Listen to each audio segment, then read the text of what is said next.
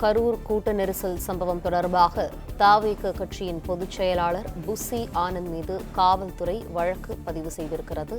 இது தொடர்பான அண்மை செய்தியை பார்த்துக் கொண்டிருக்கிறோம். விரிவான தகவல்களை எமது செய்தியாளர் கதிரவன் வழங்கிப்போம். கதிரவன், இது தொடர்பான விரிவான தகவல்கள்.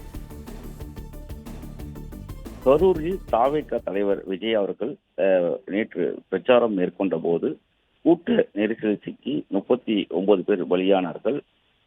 இதில் 35 பேரின் உடல்கள் அடையாளம் காணப்பட்டிருக்கின்றன. கரூர் மாவட்டத்தைச் சேர்ந்த 28 பேரும், ஈரோடு, திருப்பூர், திண்டுக்கல் மாவட்டத்தைச் சேர்ந்தவர்கள் தலா 2 பேர், சேலம் மாவட்டத்தைச் சேர்ந்த ஒருவர் என அடையாளம் கட்டப்பட்டிருக்கிறது. மீதமுள்ள 4 பேரின் உடல்கள் அடையாளம் காணப்பட்டு வருவதாகவும் அதுக்கான முயற்சிகள் மேற்கொள்ளப்பட்டு வருவதாகவும் தெரிவிக்கப்பட்டிருக்கிறது.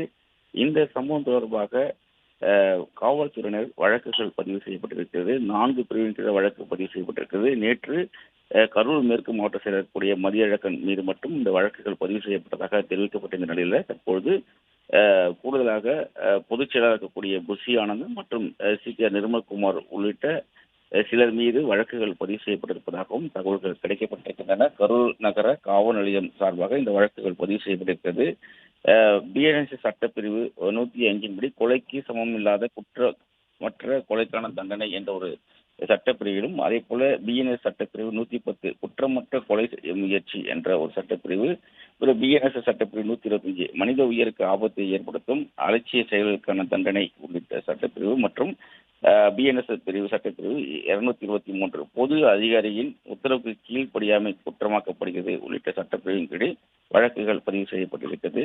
39 பேர் உயிரிழந்திருக்கக்கூடிய நிலையில இவர்கள் கொடுத்த அந்த அனுமதி கடிதத்தின் அடிப்படையில் 10,000 நபர்கள் தான் அந்த பகுதியில் கூடுவார்கள் என்பதாகவும், அதற்கேற்றமாறு காவல்துறையினர் பாதுகாப்புகளை வழங்கியதாகவும், அதே போல ஏற்கனவே காவல்துறை பல்வேறு நிபந்தனைகள் கொடுக்கப்பட்டிருந்த போது அதனை மீறிய குற்றத்திற்காக இவர்கள் மீது இந்த வழக்குகள் பதிவு செய்யப்பட்டிருப்பதாக காவல்துறை தரப்பில் தெரிவிக்கப்பட்டிருக்கிறது.